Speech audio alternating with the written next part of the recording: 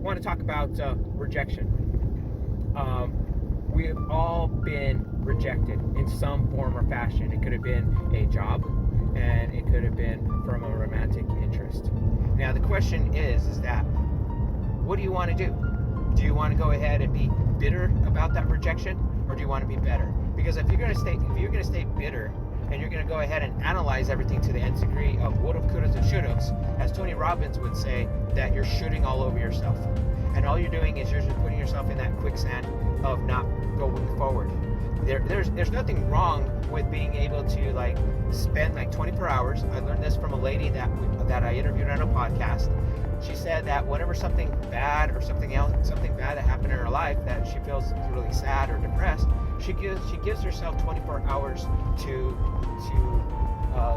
go through the emotions and maybe have that little pity party. Then after that, she's moving forward. She said it's in the past.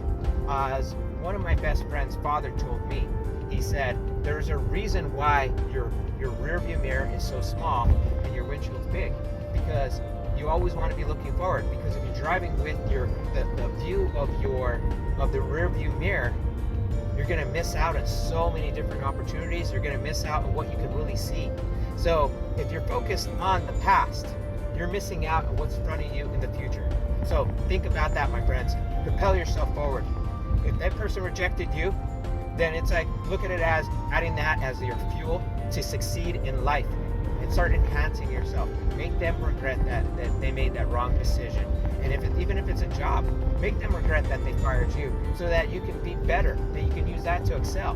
Maybe you end up starting your own job. Maybe you end up starting a competing company against them, and then now you're taking their customers away. Whatever it may be, use that success, because if they're not willing to see the greatness in you, then they're losing sight. Because then what they're doing is they're looking at their life from from looking at the rearview mirror as they're looking forward, because they're not able to see the greatness. And that's where I see the downfall of a lot of people. They don't see the potential. All they care about is, what can you do for me right now, rather than saying, hey, I'm coming into season. It's like a plant. It's like digging. You plant a plant, and it's a fruit plant.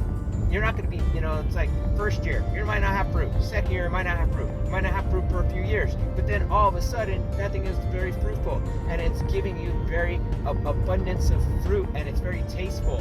And if you gave up on that tree because it wasn't producing, then you're losing sight. And that's how some people nowadays are, is that they're giving up way too soon on something that can be beautiful, something that can be magical, something that would take them to the next level of their life. So my friends, you have a blessed, awesome weekend, and remember, you are loved.